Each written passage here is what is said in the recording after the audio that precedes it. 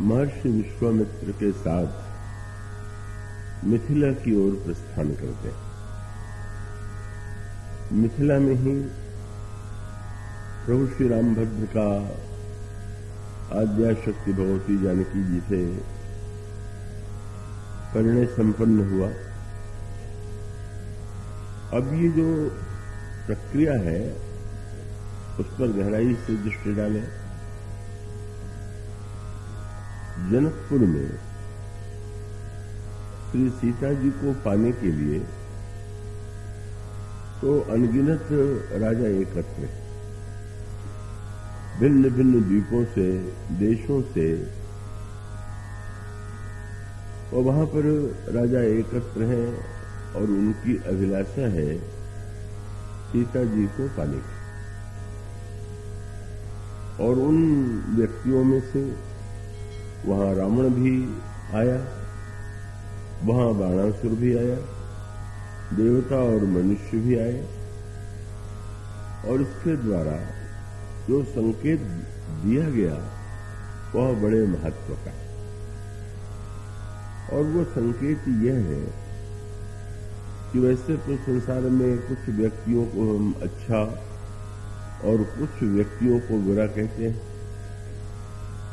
किंतु श्री सीता जी के संदर्भ में एक अनोखी बात आपको मिलेगी। इस संसार के अच्छे और बुरे सभी व्यक्ति सीता जी को पाने के लिए व्यग्र हैं। और ये आप इसी से समझ सकते हैं कि रावण पहले धनुष यज्ञ में भी उन्हें पाने की इच्छा लेकर के आता है, और जब उसकी इच्छा पूरी नहीं होती तो दंडकारण्य में जब उसे अवसर मिलता है तो वह उनका हरण करके लंका में ले जाता है। और इसका तात्पर्य यह है कि वस्तुतः कोई ऐसा व्यक्ति ही नहीं हो सकता कि जिसका लक्ष्य श्री सीता जी न हो। क्यों? श्री सीता जी का स्वरूप क्या है, उनका नाम क्या है, और आप ये देखेंगे कि मानस के विभिन्न प्रसंगों में, पुराणों में, वेदांत के ग्रंथों में और योग शास्त्र के संदर्भ में भी श्री सीता जी के अनेक अनेक रूपों का वर्णन किया गया। भगवान शंकराचार्य जब राम राज्य की व्याख्या करते हैं तो यही कहते हैं कि भगवान राम और श्री सीता जी जब सिंहासन पर विराजमान होते हैं तो रामराज्य की स्थापना होती है। और रामराज्य का लक्ष्य है समग्र सुख, और ऐसा सुख कि जहां पर दुख का लेश न हो। तो इस स्थिति व्यक्ति के जीवन में कब आती है? त्रेता युग में रामराज्य बना, किंतु क्या अन्य युगों में भी व्यक्ति इस रामराज्य का अनुभव कर सकता है? त्रेता युग में तो सामूहिक रूप से अनुभव हुआ, सारी प्रजा को हुआ। पर यदि ये कह दिया जाए कि अन्य युगों में रामराज्य की स्थापना हो ही नहीं सकती, तो फिर एक निराशा होती कि हम रामराज्य का वर्णन यदि पढ़ें भी, सुने भी, और वो हमारे जीवन में का वो साकार नहीं हो सकता, तो हमारे लिए तो उसका बड़ा कोई विशेष महत्व नहीं। किंतु भले ही सामूहिक रूप में वह रामराज्य एक युग में स्थापित हुआ, पर भगवान शंकराचार्य कहते हैं कि प्रत्येक व्यक्ति अपने अंतःकरण में उस रामराज्य की स्थापना करता हुआ उस दिव्य स्थिति का अनुभव कर सकता है। और तब उन्होंने ये कहा कि साक्षात परब्रह्म श्री राम साक्षात आत्मतत्व या साक्षात परब्रह्म परमात्मा है, और जिनका प्रतिपादन जब उनके वाम भाग में विराजमान है वो श्री सीता जी ही मूर्तिमती शांति है। पर जिस समय दुर्गुण दुर्विचारों के राक्षसों का वध हो जाता है और उस समय उसकी अंतिम परिणति होती है शांत सीता समानीता आत्मा रामो विराजते।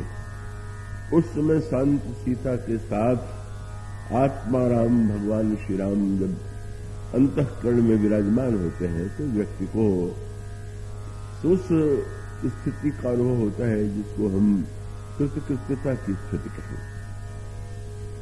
यदि श्री सीता जी मूर्तिमती शांति है तो क्या कोई व्यक्ति संसार में आपको ऐसा मिलेगा कि जो कहता हो कि नहीं मुझे शांति नहीं चाहिए?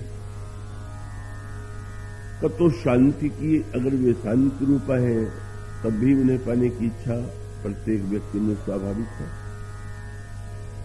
योग शास्त्र ने उनका वर्णन दूसरे रूप में किया। जब विवाह के मंडप में चारों राजकुमार और चारों राजकुमारियों का विवाह संपन्न हुआ तो उसमें एक बड़ी विचित्र सी बात है। यदि 4 राजकुमारों का चारों कन्याओं से विवाह होना है और बारात तो न जाने कितने दिन पहले ही अयोध्या से मिथिला में आ गई थी, तो विवाह का निश्चय जो है वो तो पहले से ही किया जा सकता है। लेकिन बड़ा विचित्र वर्णन है। विवाह का निश्चय कब कहां हुआ?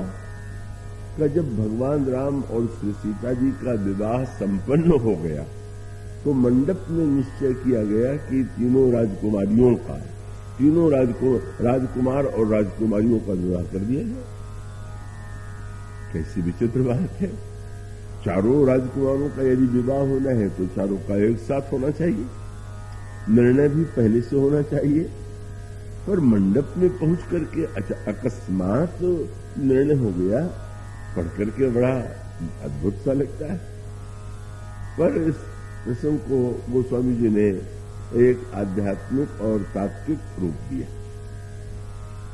पहले तो आप इस पर दृष्टि डालें कि दूल्हे के लिए जिस शब्द का प्रयोग होता है वह शब्द है वर। अब अगर पहले से ही ये भी संभव था, महाराज श्री दशरथ के 4 राजकुमार हैं, यह भी महाराज जनक को पहले से ही ज्ञात था। उनके कुल में 4 कन्याएं विवाह की योग्य हैं, यह भी उनको ज्ञात ही था। तो पत्र के द्वारा भी प्रार्थना कर सकते थे, आग्रह कर सकते थे। किंतु उसका एक सांकेतिक अर्थ ये है कि इस विवाह के पहले ही यदि बारात चलती तो अब उसको तो यूं ही कहेंगे कि 4 वर जो है वो घोड़े पर दूल्हे के रूप में जा रहे हैं। तब सांसारिक रूप में तो कई वर हो सकते हैं, पर गोस्वामी जी का अभिप्राय है कि वर तो भाई एक ही होगा।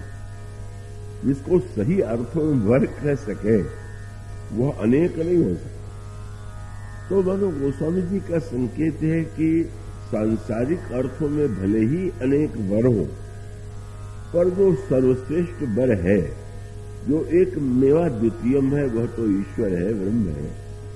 और इसलिए गोस्वामी जी वर के रूप में जब अश्व पर आसीन होकर के तो महाराज श्री जनक के द्वार पर वे गए तो उन्होंने कहा कि राम श्री वर हैं, भगवान राम वर हैं और अश्व पर आसीन होकर के जा रहे हैं।